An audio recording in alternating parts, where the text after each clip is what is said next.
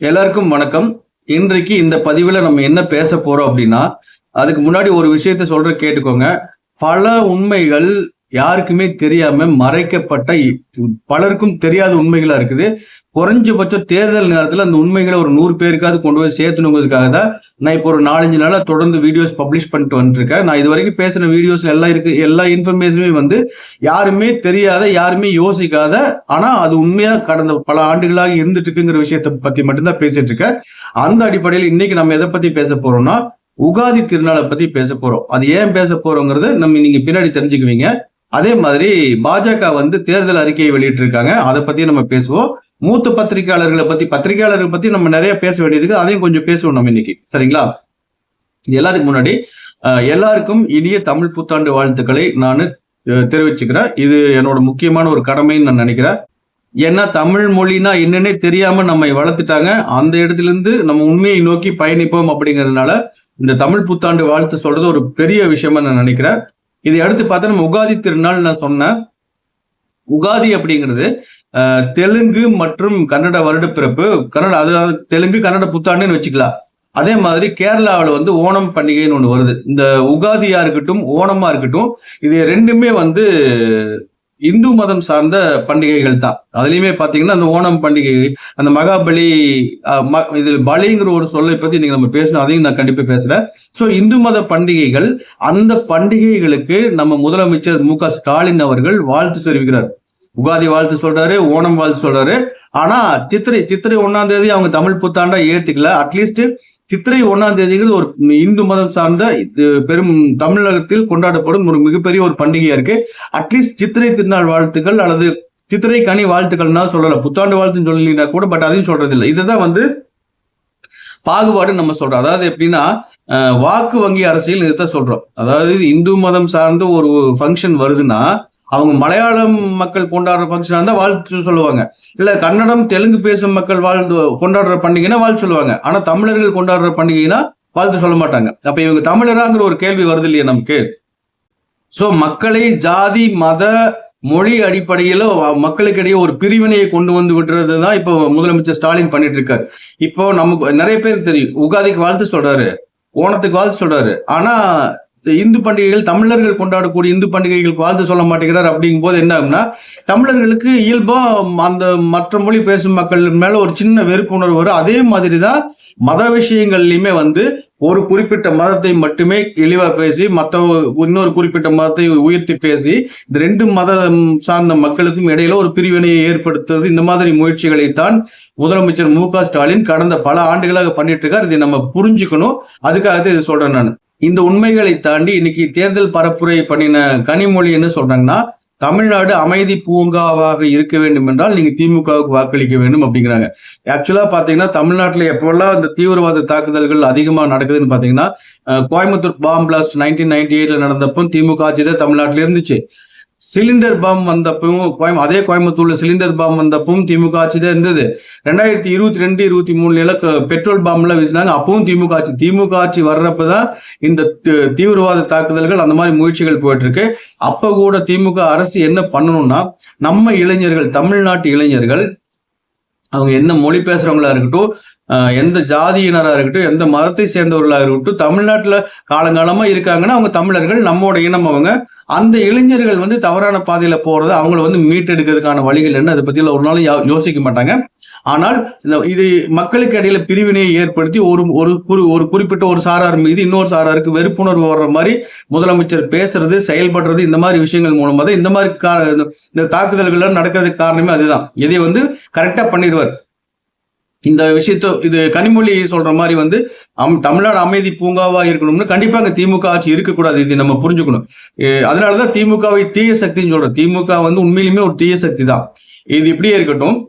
பாஜக வந்து தேர்தல் அறிக்கையை வெளியிட்டு இருக்காங்க. அதை பத்தி நம்ம பேசணும்னா, இந்த தேர்தல் அறிக்கையை பத்தி நம்ம எதுவுமே பேச வேண்டியது இல்லைங்க. ஏன்னு கேட்டா, காங்கிரஸ் மற்றும் பிற கட்சிகள் ஆட்சி பண்ணிட்டு இருந்த காலத்துல பல விஷயங்கள்ல வந்து உலக அளவில் செயல்படக்கூடிய அமைப்புகள், அது ஐநா அமைப்பு, இல்லைன்னா உலக சுகாதார நிறுவனம், இந்த அமைப்புகள் எல்லாமே வந்து பல முறை இந்தியாவோட மண்டையில கொட்டியிருக்காங்க. ஏன்னு கேட்டீங்கன்னா, கவர்மெண்ட் ஆஃப் இந்தியா, அது காங்கிரஸா இருக்கட்டும், மற்ற கட்சியா இருக்கட்டும், எந்த ஒரு விஷயத்தையுமே ஒரு தொலைநோக்கு பார்வையோட எந்த ஒரு விஷயத்தையுமே செய்யல. உதாரணத்துக்கு சொன்னா, இங்கிருந்து ஒரு எக்ஸ்போர்ட் பண்ற ஒரு பொருளை வந்து உலக நாடுகள் வாங்கவே மாட்டாங்க. என்னன்னா அதுக்கு ரெண்டு ரீசன் இருக்கு. ஒரு 2 அல்லது வேற ரீசன் இருக்குல்ல. அந்த 2 முக்கியமான ரீசன் வந்து குழந்தை தொழிலாளர்களை வைத்து உற்பத்தி பண்றாங்க அப்படிங்கிற ஒரு ரீசனை வச்சு நம்ம நாட்டில இருந்து எக்ஸ்போர்ட் பண்ண பொருட்களை நிறைய நாடுகள் ரிஜெக்ட் பண்ணி அனுப்பிச்சாங்க.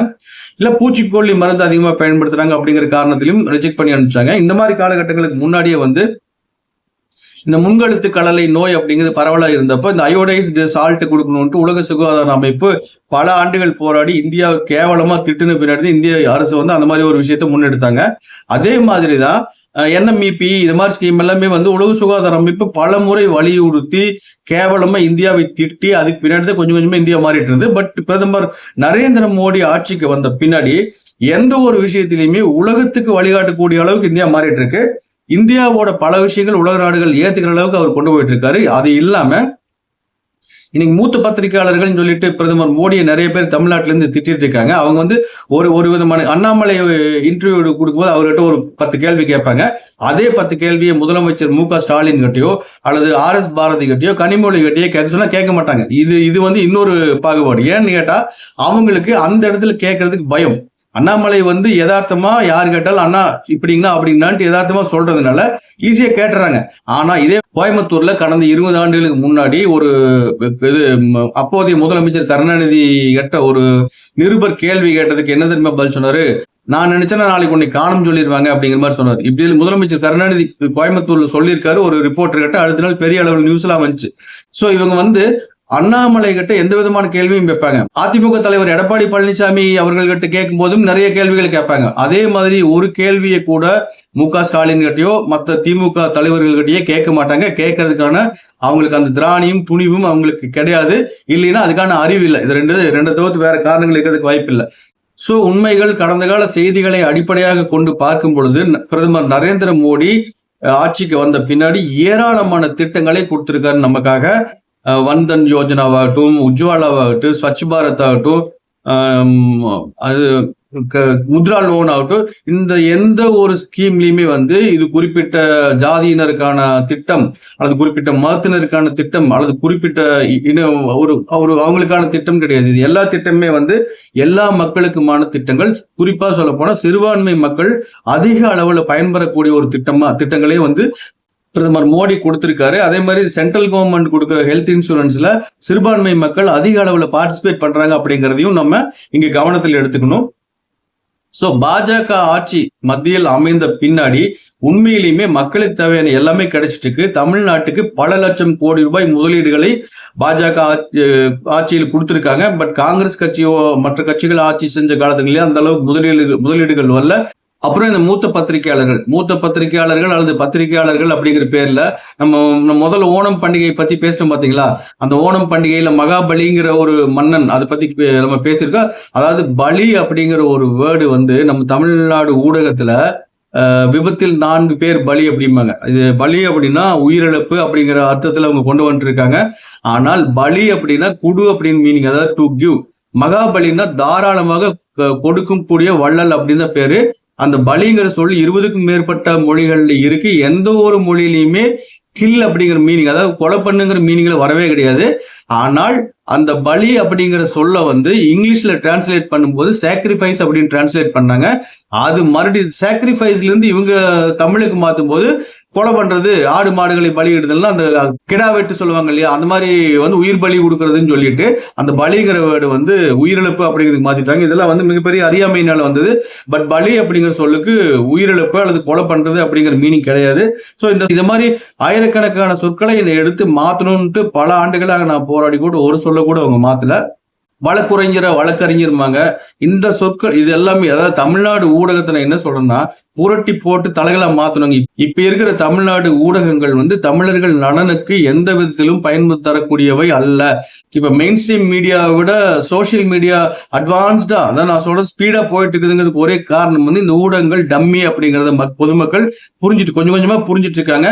ஒரு சூழ்நிலையில தமிழ்நாடு ஊடகங்களை முற்றும் முழுதாக பொதுமக்கள் நிராகரிப்பாங்க. அதுக்குள்ள அவங்க திருந்திட்டாங்கன்னா ஊடகம் மறுபடியும் டெவலப் ஆக வாய்ப்பு இருக்குது. இல்லைன்னா ஒன்ஸ் மக்கள் நிராகரிச்சிட்டாங்கன்னா அப்புறம் அவ்வளவுதான், அந்த ஃபீல்டே முடிஞ்சு போயிருக்கிற அளவுக்கு இருக்கு. இதுக்கு காரணம் இந்த ஊடகத்துல பணியாற்றுபவர்கள் அரைகுறை அறிவுள்ளவர்களாக இருப்பதுதான் காரணம் அப்படின்னு சொல்லி இந்த வீடியோ பதிவு இவ்வளவு நேரம் ஆயிடுச்சுங்கனால இதை முடிச்சுக்கோ. தொடர்ந்து அடுத்த பதிவுல நம்ம மேலும் பல விஷயங்களை பத்தி பேசுவோம்.